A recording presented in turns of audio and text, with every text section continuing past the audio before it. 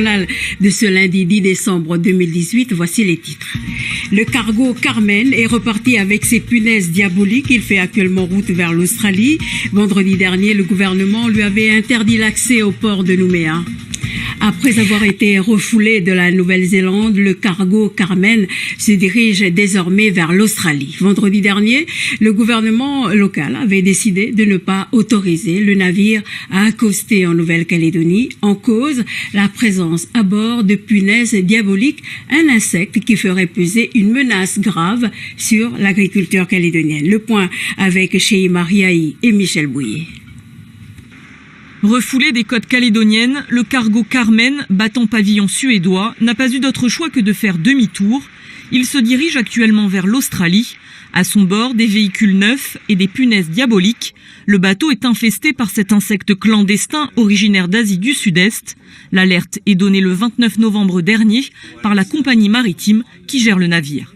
Donc c'est un cargo qui devait arriver sur la Nouvelle-Calédonie, qui venait d'être refoulé de Nouvelle-Zélande suite à la découverte à bord, lors de l'inspection par les services de biosécurité néo-zélandais, d'un organisme de quarantaine, à savoir la punaise diabolique.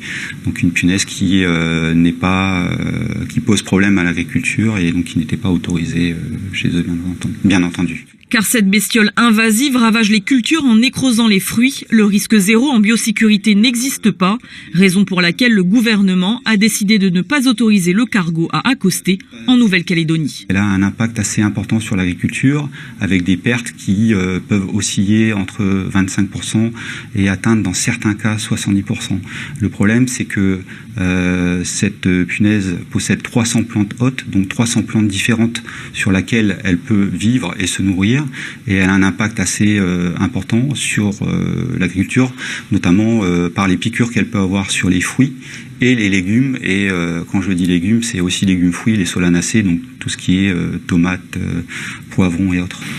Isolé un temps au large de Koumak, hors des eaux calédoniennes, le Carmen avait précédemment effectué plusieurs touchées en Europe et aux États-Unis.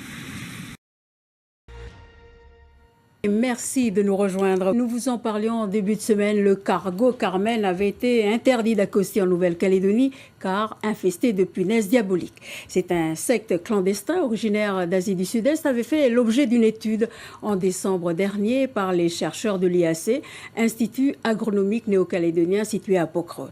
Et pour l'entomologiste Christian Mille, le risque serait réel en cas d'invasion chez nous. Voyez ce reportage de Cheima Riahi et de Laura Chinti.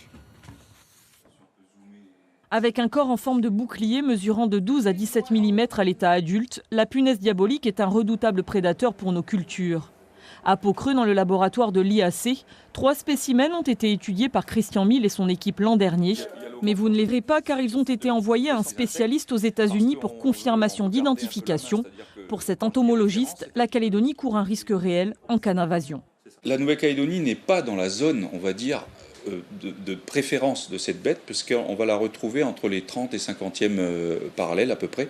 Mais ce qui me fait un peu peur par rapport à ça, c'est qu'on a quand même des microclimats en Calédonie. Tout le monde sait que dans les fonds de vallée, on a des températures relativement fraîches qui pourraient convenir à cette espèce. Elle a pour moi la potentialité de s'installer. Christian Mille possède dans sa collection plusieurs insectes morphologiquement semblables aux punaises diaboliques. Il s'agit en fait d'espèces endémiques. Comme on le voit sur les images, ils ont quand même un caractère assez commun qui est donc ces pointillés qui sont sur le bord des hémélitres. Pour un entomologiste comme moi, ça nous saute aux yeux et donc on a l'impression de voir la punaise diabolique. Et en fait, on est en présence plutôt d'espèces endémiques ou natives. Ça peut faire ce qu'on appelle des fausses alertes. Donc c'est pour ça qu'il est toujours important de passer par un spécialiste. Un appel à la vigilance est lancé, d'autant plus que la punaise diabolique, longtemps cantonnée aux pays d'Asie, se multiplie depuis quelques années en Europe et aux États-Unis. 2 hypothèses expliquent cette prolifération, le changement climatique et l'intensification de la mondialisation des échanges.